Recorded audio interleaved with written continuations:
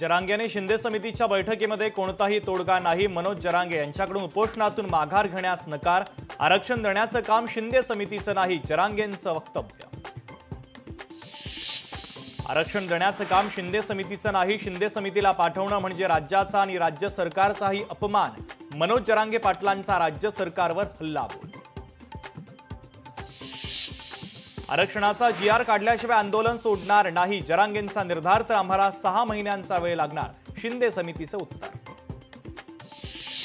मुख्यमंत्र्यांनी तात्काळ मागण्यांची अंमलबजावणी करावी, मराठ्यांच्या संयमाचा अंत पाहू नका, जरांगे पाटील मागण्यांवर ठाम।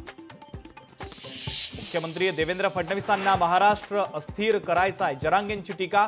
तर दुकानं पाणी फडणवीसांच्या आदेशानंच बंद केल्याचंही वक्तव्य।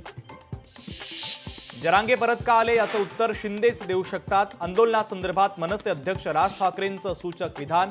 नवी मुंबईला जाऊन प्रश्न सोडवला होता, मग आंदोलक परत का आले, शिंदेंनाच विचारा, राज ठाकरेंचं वक्तव्य। घटनेत बदल केला तरच मराठा आरक्षणाचा प्रश्न सुटू शकतो, शरद पवारांचं मोठं विधान।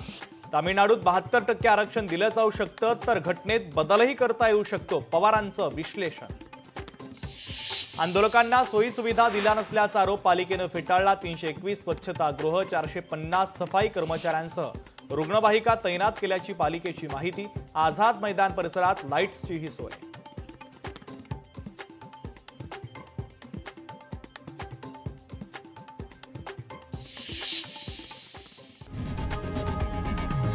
लोकशाही मराठी ऐका, पहा, जागरूक रहा।